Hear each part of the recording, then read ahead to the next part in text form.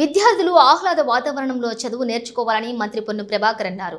నగరంలోని అంబేద్కర్ స్టేడియంలో సిద్ధార్థ విద్యా సంస్థల్లో 30 సంవత్సరాల వార్షికోత్సవం సందర్భంగా సాంస్కృతిక 2026 పేరుతో ఆదివారం ఏర్పాటు చేసిన వేడుకలలో ఆయన విద్యా సంస్థల చైర్మన్ శ్రీపాల్ రెడ్డితో కలిసి పాల్గొన్నారు. అనంతరం మాట్లాడుతూ విద్యారంగానికి కరీంనగర్ హబ్గా మారుతుంది అని అన్నారు. విద్యార్థులు అవకాశాలను అందిపుచ్చుకొని ఉన్నతంగా ఎదగాలని ఆకాంక్షించారు. అనంతరం విద్యార్థులు ప్రదర్శించినటువంటి సాంస్కృతిక కార్యక్రమాలు ఆహుతులను ఆకట్టుకున్నారు. కార్యక్రమంలో డైరెక్టర్ దాసరి స్వప్న, శ్రీపాల్ రెడ్డి, ప్రిన్సిపల్, ఉపాధ్యాయులు, విద్యార్థులు వారి యొక్క తల్లిదండ్రులు పాల్గొన్నారు.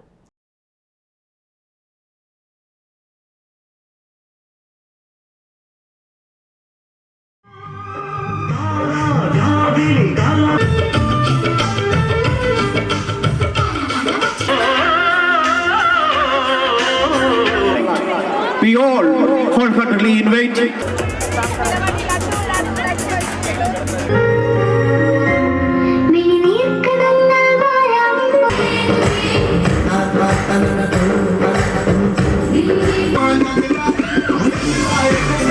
Please put your hands together.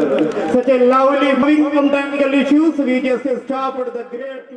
మీ విద్యా సంస్థ వయసు 30 సంవత్సరాలైతే ఆనాడు 1996లో ఒక విద్యార్థి నాయకుడిగా ఉండి 1987లో ఎస్ఆర్ఆర్ డిగ్రీ కాలేజీ అధ్యక్షునిగా దాదాపు 38 సంవత్సరాల సుదీర్ఘ రాజకీయ పోరాటము విద్యార్థి దశ నుంచి ఇక్కడికి 30 సంవత్సరాలు, మీకంటే 8 సంవత్సరాలు సీనియర్ మీరు ఇన్స్టిట్యూట్ కంటే.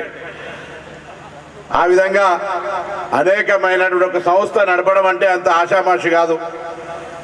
మా పొలిటికల్ లైఫ్ ఎట్లా ఎత్తు పల్లాలు ఉంటాయో ఒక విద్యా సంస్థకు సంబంధించినటువంటి క్రమశిక్షణ, అదేవిధంగా విద్యా బోధన విధానాలు మారుతున్న కాలానికి అనుగుణంగా తల్లిదండ్రుల ఆకాంక్షలకు వాళ్ళ యొక్క మన వైపు ఆకర్షితులు చేసుకోవడానికి ఈ పోటీ ప్రపంచంలో తల్లిదండ్రులందరూ విశ్వాసంగా మన పాఠశాలలో పిల్లల్ని జాయిన్ చేసేటువంటి ఒక విశ్వాసాన్ని అందించడం అంటే అంత పెద్ద ఈజీ టాస్క్ కాదు.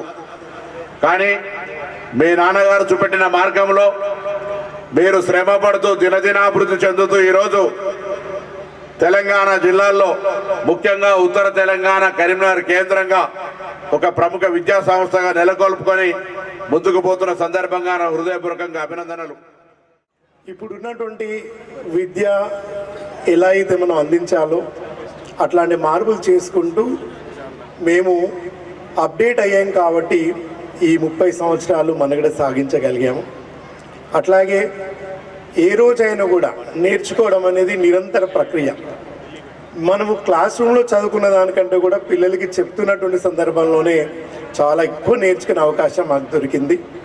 అండ్ ఇంకా ముందు కూడా రాబోయేటువంటి ఈ 30 సంవత్సరాలు ఎలా అయితే కష్టపడ్డామో రాబోయేటువంటి కాలంలో కూడా తప్పకుండా ఇంకా మారుతున్నటువంటి అవసరాన్ని బట్టి మారుతున్నటువంటి ఎడ్యుకేషన్ సిస్టమ్ని ఇంకా అవగాహన చేసుకొని సాధ్యమైనంత వరకు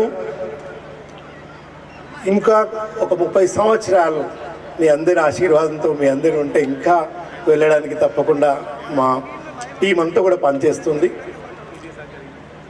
ముఖ్యంగా ఎన్నో కరీంనగర్లో 96-97లో చాలా తక్కువ స్కూళ్ళు ఉండేవి. బట్ మధ్యలో ఎన్నో కార్పొరేట్ ఎన్నో స్కూల్స్ వచ్చినా కూడా తట్టుకొని నిలబడుతున్నాయంటన్నా మనం కరీంనగర్లో ఉన్నటువంటి ఎడ్యుకేషన్ సిస్టమ్